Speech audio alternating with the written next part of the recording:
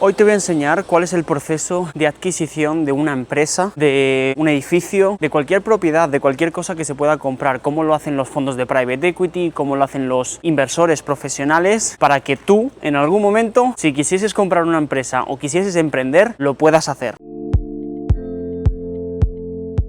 Lo primero que debes saber es que encontrar un proyecto, una empresa, un activo que sea bueno es lo más importante, ¿vale? Encontrar ese proyecto requiere meses, incluso años de trabajo, de análisis, hasta que encuentras esa pequeña perla en el mercado que te va a permitir levantar capital. Cuando nosotros nos referimos a levantar capital, significa a salir al mercado y buscar posibles inversores que les encaje ese proyecto, esa idea, ese activo que has encontrado. Generalmente el dinero no se encuentra en el bolsillo de la gente. Cuando tú estás pensando en comprarte una propiedad, muchas veces utilizas financiación bancaria. Eso es exactamente lo que estamos buscando cuando salimos al mercado a buscar capital. Encontrar financiación, ya sea de inversores privados o del banco, que te permitan adquirirlo. La financiación bancaria suele ser una de las primeras opciones a las que el inversor suele recurrir, principalmente porque el coste de financiación suele ser bajo. Sin embargo, la financiación bancaria es restrictiva, en el sentido de que muchas veces el banco no cede financiación para la compra de una empresa que no sabe si va a funcionar. Es por ello que se sale al mercado y se habla con inversores privados, desde fondos de private equity hasta inversores pequeños y medianos que puedan poner entre 100 y 200.000 euros, dependiendo del mercado en el que estás. En el caso de los bienes raíces, generalmente el banco suele dar para la compra de una propiedad ya construida entre el 50 y el 60% de la financiación bancaria, especialmente si es para inversión. Muchas veces la financiación para las personas que van a comprar una propiedad para vivir suele ser de entre el 70 y el 80%, y esto varía muchísimo dependiendo de los subsidios que pueda haber dado el Estado. Sin embargo, para la compra de una empresa, en este caso, por ejemplo, un fondo de private equity, muchas veces se recurre a la financiación alternativa, que es básicamente deuda privada que proporcionan otros jugadores del mercado con el objetivo de poder financiar esa compra.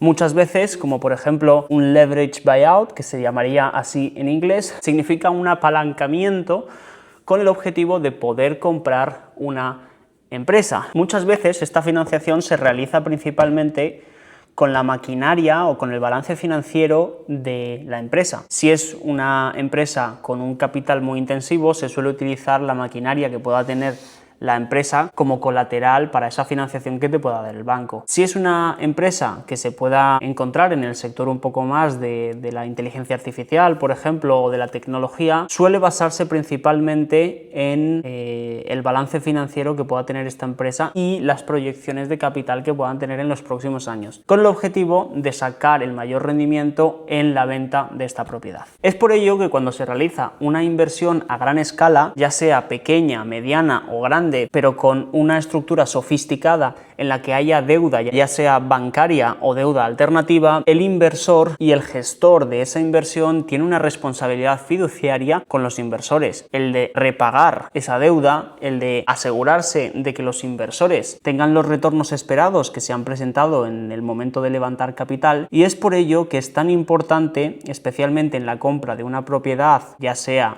para alquiler, ya sea para su desarrollo, o una empresa, que tengas un modelo de negocios que sea estable, que sea visible desde el minuto uno, y que este modelo asuma toda la financiación que puedas utilizar durante el periodo de creación de valor de esta empresa. Si eres un emprendedor, un inversor o simplemente alguien curioso sobre cómo funciona el dinero, este vídeo es para ti. Pero antes de meternos en el meollo de cómo levantar capital para la adquisición de cualquier activo, ya sea una empresa o un bien raíz, no olvides suscribirte. Y al final de este vídeo me gustaría hacerte una pregunta que quiero que respondas en comentarios, porque quiero entender el punto de vista de todas las personas que están en este canal, ya que en mi opinión todos y cada uno de nosotros deberíamos estar levantando capital para algo, para una idea personal, para algo que te emocione, para algo que quieras conseguir. Y es por ello que las personas que estén viendo este vídeo quiero que sean emprendedoras, inversoras, que tengan ideas. Así que no olvides dejar tu comentario, porque también cuenta. Empecemos por lo básico. ¿Qué significa levantar capital? Significa obtener dinero de terceros, en una operación en la que nosotros con nuestro propio dinero no podemos o no queremos financiar con nuestros recursos propios. Y aquí hay algo que quiero dejar claro desde desde el minuto 1. Levantar capital no es sinónimo de no tener dinero. Los mejores inversores levantan capital aunque tengan millones en la cuenta bancaria. ¿Por qué? Porque usar dinero ajeno bien estructurado te permite hacer muchas más operaciones, diversificar el riesgo y mejorar el retorno sobre tu capital propio. Esto se llama apalancamiento y es una herramienta poderosa. Sin embargo, te digo que no hay que invertir en nada en lo que el mismo gerente no esté invirtiendo. Cuando un fondo de private equity compra una empresa por 100 millones, raramente pone ellos los 100 millones. Pone 30 o 40 y levanta el resto, ya sea en deuda bancaria, deuda privada o otros inversores. ¿Por qué? Porque si la empresa vale 130 millones al venderla, la ganancia de 30 millones es sobre los 40 millones que el fondo de private equity puso, no sobre los 100. Y ese es el poder del apalancamiento bien usado. Ahora, levantar capital tiene dos grandes familias. La primera es el capital de deuda. Lo pides prestado a alguien, ya sea un banco o un fondo de deuda privada, y lo devuelves a un interés específico. El prestamista no tiene participación en el activo y solamente quiere que se le devuelva su dinero más ese interés. El segundo es el capital en equity, el cual se le ofrece a un inversor para que sea dueño de ese activo que se va a comprar. Y no se devuelve nada fijo, así que los inversores participan tanto en ganancias como en pérdidas. En la mayoría de las operaciones se combinan las dos, deuda para la base y equity para el resto. Esa combinación se llama estructura de capital. El proceso de levantamiento de capital generalmente tiene 5 fases. Suele variar dependiendo de los equipos, pero tienen nombres similares. La fase 1 es definir la oportunidad. Antes de hablar con nadie, tienes que tener clarísimo qué es lo que estás intentando comprar, por qué vale lo que crees que vale y cómo vas a generar el retorno para esa persona que va a entrar como inversor. En mi caso, cuando estructuro una operación de deuda privada en el sector inmobiliario, lo primero que hago es un análisis activo. ¿Cuánto vale realmente esta propiedad? ¿Qué dice la tasación independiente? ¿Cuál es la demanda que hay en esa zona? ¿Y cuál es el plan de salida del promotor? Si no tienes una respuesta clara para todas y cada una de estas preguntas, no te molestes en hablar con inversores, porque ellos te van a hacer exactamente estas preguntas. Y si no las tienes, pierdes la credibilidad en el minuto 1. Fase 2. La construcción de la tesis de inversión. La tesis es el argumento. ¿Por qué este activo? ¿Por qué en este momento? ¿Por qué con la estructura con la que lo vayas a comprar? Y el sentido que pueda tener para un inversor en este momento. Y aquí hay algo que aprendí yo por las malas. La tesis no es un documento, es una conversación. El mejor pitch de inversión es el que puedes hacer en menos de 3 minutos, de forma que cualquier persona la pueda entender. ¿Por qué esta operación tiene sentido? ¿Por qué el riesgo está controlado? ¿Y por qué el retorno es justo para aquel con quien estás hablando? Si necesitas 30 diapositivas para poder explicar esto, el problema no es el formato, es que no lo tienes claro tú mismo. La claridad es la tesis, y esto separa a aquel que levanta capital y aquel que no lo hace. La fase número 3 es encontrar al inversor correcto. Este es uno de los errores más comunes que veo yo. Gente que tiene una oportunidad buena, pero que la lleva al inversor incorrecto.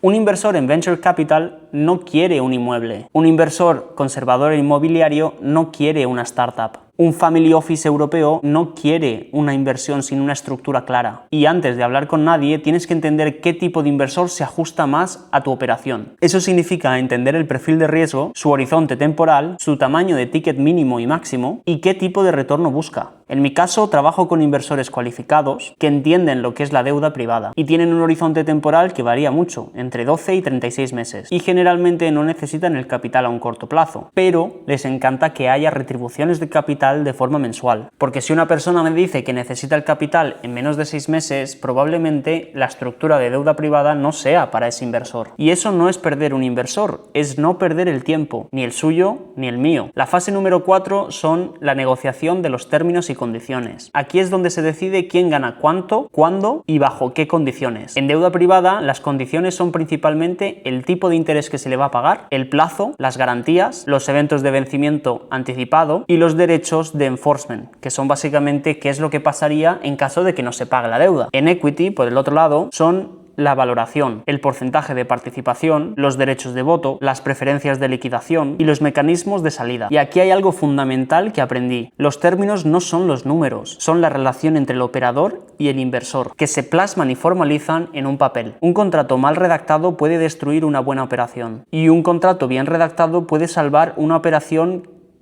que no sale como esperas. La documentación legal no es un trámite, es la protección de ambas partes. La fase 5 es el cierre y el seguimiento. El dinero se mueve, la operación arranca. Y aquí está la parte que mucha gente infravalora. El inversor ha confiado en ti y eso no termina cuando el dinero llega a tu cuenta. En ese momento empieza a hacer un reporting regular, comunicación proactiva y si algo cambia, tener la transparencia absoluta con tu inversor para comunicarle lo que ha cambiado y por qué. Y es que la reputación en el mundo del capital privado se construye operación tras operación. Un inversor satisfecho con la comunicación y el resultado suele traer a otro inversor. Un inversor al que dejaste de responder cuando las cosas se complicaron, te cierran puertas que jamás se vuelven a abrir. Es por ello que yo personal dentro de mi estructura hago reportes trimestrales, valoraciones independientes y una comunicación directa con cada uno de los inversores. No porque lo exija la ley, sino porque considero que es lo correcto. Y creo que tú también deberías hacer lo mismo si en algún momento tienes planeado emprender. Ahora, quiero explicarte 3 cosas que nadie me explicó cuando empecé. Y ojalá alguien me hubiese dicho esto antes. La primera es que el dinero no se levanta con documentos, se levanta con confianza. Puedes tener el mejor informe del mundo, la mejor tasación, el mejor contrato, pero si el inversor no confía en ti, no pone el dinero jamás. Y es que la confianza se construye antes de la operación, con consistencia, con transparencia y con tiempo. Y es por ello que el contenido que publico, los vídeos, los análisis, la forma en la que intento explicar cómo funciona el dinero, no es solo educación, es una construcción de confianza. Cuando alguien me contacta después de ver algún vídeo, ya entiende de alguna forma cómo pienso. Y ese filtro previo es una de las cosas más valiosas que existen. La segunda es que el primer no es un no definitivo, es principalmente información que viene del inversor. Cuando un inversor dice que no, hay que preguntarle por qué, qué es lo que le falta, qué le genera dudas. Y esa conversación vale más que el de una persona que te dice sí sin saber lo que está comprando. Y es por ello que yo prefiero cuando un inversor hace 10 preguntas difíciles y complicadas con el objetivo de entender exactamente lo que está a punto de comprar. Y es que el inversor va a ser un socio y te aseguro que cuando vayan las cosas mal vas a tener que explicar por qué han ido mal. Es por ello que es muy importante que el inversor entienda muy bien qué es lo que está comprando. La tercera, el tamaño de la inversión no determina la calidad del inversor. He visto operaciones de millones caer por un inversor que no entendía el riesgo de operaciones que estaba tomando. Y he visto operaciones pequeñas ejecutarse perfectamente porque el inversor entendía exactamente lo que estaba comprando y cómo operarlo. Ese inversor disciplinado, paciente y que entiende el mecanismo es el mejor aliado. Y es que muchas veces el inversor ideal no es aquel que tiene mucho dinero, es el que entiende lo que haces, el que tiene un horizonte temporal correcto y que confía en el proceso. Déjame hacer esto concreto con un ejemplo para que entiendas cómo funciona en la práctica. Imagina un promotor inmobiliario en Madrid y este promotor encuentra una oportunidad, por ejemplo, un edificio en una zona de demanda real, a un precio por debajo de mercado, con un plan de desarrollo muy claro y un coste total aproximado de 2 millones de euros. El promotor tiene 600.000 euros de fondos propios y necesita levantar 1.400.000. La estructura posible es que un banco le dé 800.000 euros con un préstamo hipotecario al 4,5 de interés anual en el que el banco quiere su garantía, sus criterios cumplidos y sus tiempos bien marcados. Por otro lado, un vehículo de deuda privada, como el que opero yo desde Suiza, le da 400.000 euros de deuda privada a un tipo de interés de un 12%